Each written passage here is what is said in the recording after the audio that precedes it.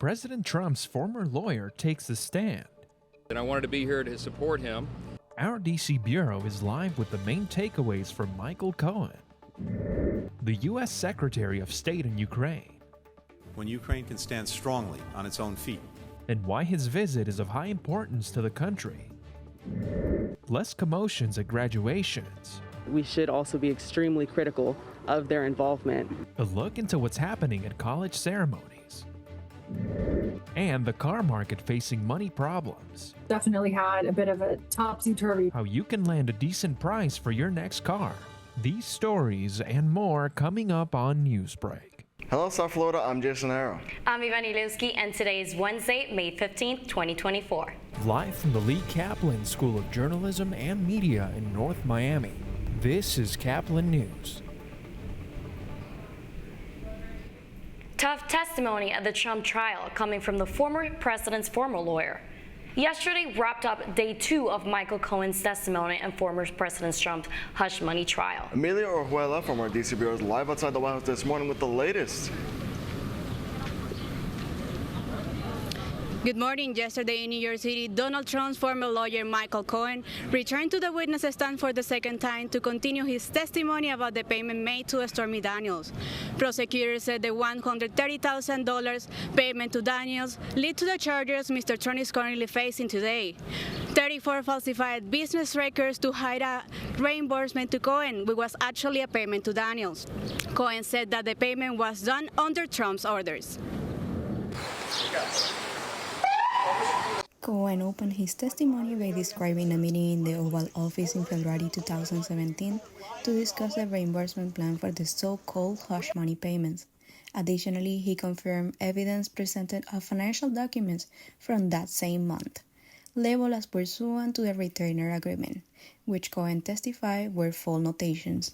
In his testimony, Cohen also explained the turning point to stop lying for his boss, as that being when the FBI raided his home and office and his own family asking when he was going to stop defending Trump. Several senators, along with a Republican primary rival or two and House Speaker Mike Johnson, traveled to the courtroom in downtown Manhattan, saying they wanted to show their support for the former president. Some of them are mentioned as potential Trump vice presidential contenders. President Trump is a friend, and I wanted to be here to support him. I'm here speaking with you outside because the court won't allow us to speak. In the afternoon, Trump's attorney started a fierce cross-examination for roughly 2 hours. When the trial adjourned for the day, the former president spoke with the press. Today we had a very good day in court. You see what's happening, and you'll have to report it because I can't talk about it too much. Cohen will return to court tomorrow to continue with the cross-examination. There are no trial hearings scheduled for today, which is a trial regular day off, or for Friday, which Trump is heading to West Palm Beach to his son's graduation. Reporting from Washington, D.C. for Caplin News, I'm Amelia Orjuela. This morning, U.S. Secretary of State continues in Ukraine to reassure the leaders and people of that country that U.S. support remains strong. Anthony Blinken met with Volodymyr Zelensky in Kyiv yesterday after a 6-month delay of a $400 million aid package to the country. It includes desperately requested weapons like Patriot and Stinger missile systems and Bradley fighting vehicles. Blinken's visit comes at a critical time, with Russian troops claiming they pushed farther into northeastern Ukraine in recent days. we have a plan for getting to the day when Ukraine can stand strongly on its own feet, militarily, economically, democratically. Aid for Ukraine is also flowing from the European Union. The Ukraine Facility Program, according to the EU Council, is intended to help assist Ukraine with the recovery, reconstruction, and modernization of the country. With many universities holding commencement ceremonies, there is still a fear of protest by demonstrators occurring during the big day. As Caplin's News' Natalie Pradetta reports, a majority of university administrators have either canceled or changed graduation plans. I ask that you allow the program to continue. With chanting, walkouts, and graduation stage takeovers, pro-Palestinian students are finding ways to protest during university commencement ceremonies. It's sad, and I think it's a really bad way to end your college career. At Pomona College outside Los Angeles, Some students and parents are upset after the school has decided to move it off campus for safety reasons in response to demonstrators occupying the original venue. As our universities celebrate, we should also be extremely critical of their involvement that has led to the decimation of entire educational infrastructure. In North Carolina, I know all of you here are going to use all of your brains and muscle and soul to improve the world. This video shows about 30 students at Duke University walking out of Sunday's commencement service just before comedian Jerry Seinfeld spoke, with some holding Palestinian flags. And here's another walkout at Virginia Commonwealth University during the governor's speech Saturday and chanting at UC Berkeley the same day. I invite you to speak with me after the event in a space that's more appropriate. For Kaplan News, I'm Natalie Pereira. A catastrophic bus crash left 8 civilians dead and 45 injured. Authorities believe all passengers were migrant farm workers. The incident happened just after 6:30 Tuesday morning. The bus was traveling westbound when a pickup truck heading east traveled toward the center line, making the two vehicles sideswipe each other. The bus driver quickly reacted and went off the road, smashing through a fence and ending up in a tree. It is still unclear what caused the crash. Residents are being forced to evacuate their homes after a brush fire sweeps through central Florida. The Highlands County Fire Rescue evacuated locals in the area yesterday, and there is still an available shelter for those who need it. 20% of the blaze is contained and has closed off roads nearby. People are asked to avoid the area as much as possible. The conversation about mental health may be a tough subject to talk about with children, but it does help their development and well-being. As Caplin News' Eli Ruiz reports, having conversation about mental health with children is crucial for building key skills. It's not always comfortable talking about mental health with your kids, but experts say those conversations are critical for a child's healthy development and well-being. And the recommended age to start these talks may surprise you. You know how to make dinner for your kids and lend a hand with homework, but what about how to help them with mental health? We want kids to be able to know their emotions, because every emotion is okay, right? But not every reaction is. Pediatric psychologist Whitney Ragland-Bignall with the Kids Mental Health Foundation says many parents are divided on when to start mental health conversations. But she says the earlier, the better for building key mental health skills. I have a 16-month-old. He doesn't like sometimes when I have to tell him no, right? And so I'm sharing with him, like, I know that you're really upset that mom is not allowing you to touch this very dangerous thing, but mommy can't allow you to do it. And so it's helping him see that, yes, I know that he's upset about it. It's giving him a word for it so that eventually when he starts talking more to me, hopefully he can start telling me that he feels upset and he's learning some of those signals. Ragland-Bignall says parents should be open when talking about mental health and listen to what children say. Avoid distractions, don't be judgmental, watch body language and facial expressions, and don't ask too many questions, because the goal is for them to want to talk openly with you. Connection and belonging is so vital. Just as we need to eat and drink, we need to be connected with one another. For Kaplan News, I'm Eli Ruiz. Last night's playoff game was so close, the Panthers had to pull their goalie. That's still ahead, and so is the story. Looking at what these interest rates are doing to their monthly payments, thinking, I can't afford this. Inflation and high interest rates are causing double trouble for potential car buyers. Newsbreak will be back in 2 minutes.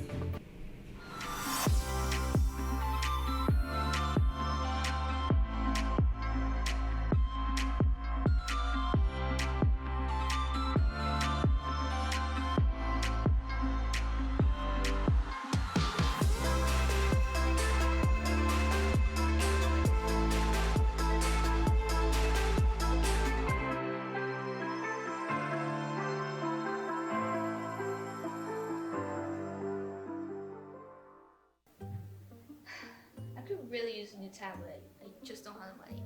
Let me ask you something. Do you have a Pell Grant? Yes? You do know you can get a free tablet, right? Did you say free? Yeah, free. It's simple. And the application is done in the store. I could really use a tablet. Go, get one. Another satisfied customer. Stop by PantherTech in the Graham Center at FIU MMC today to speak with one of our associates to get your free tablet. Type 2 diabetes can have a big impact on your life. But how can it be prevented? Well, the first step is knowing if you have something called prediabetes. Take the 1-minute risk test today at doihaveprediabetes.org.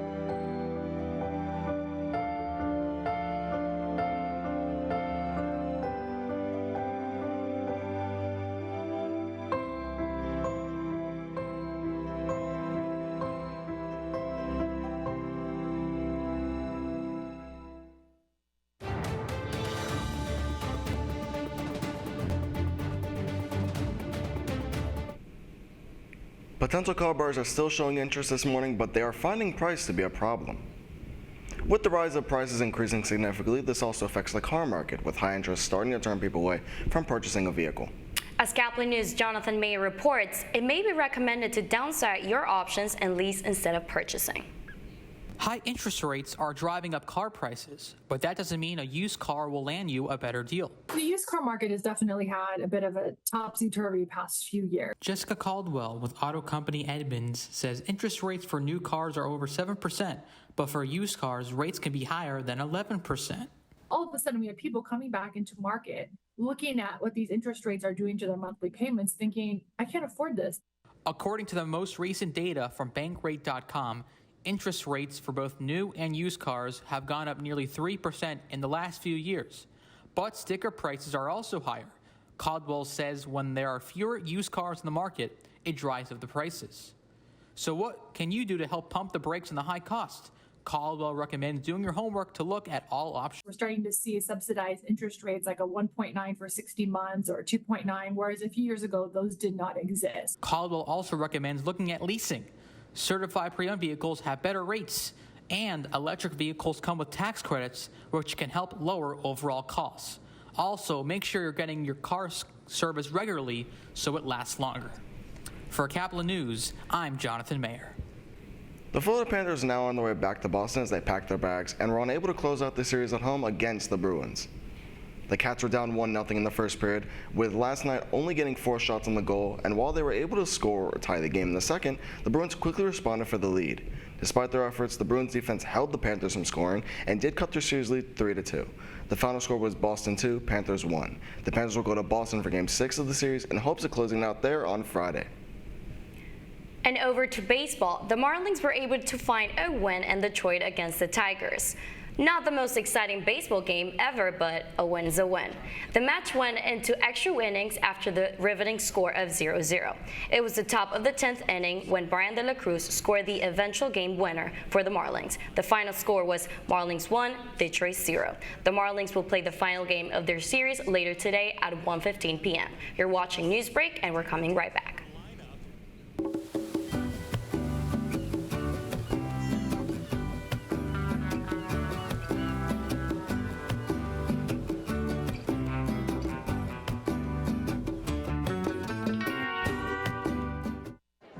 The black truck? Hey, Christina from accounting. Yeah, hi. Hey, I used to date a girl named Christina. Oh, really? Yeah, and then she dumped me for my best friend. You want to see some photos of them that I took? I don't. I thought we talked about this, buddy. Buzzed and overshared again? Yeah. Yeah. I'm gonna call a car.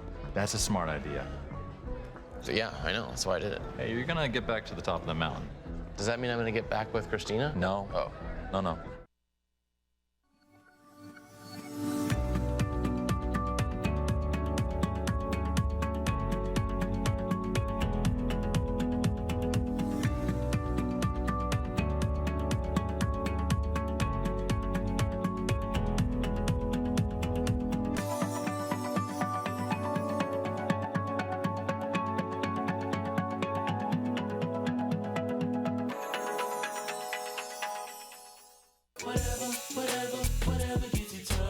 There are a lot of ways to reach out to a friend about their mental health.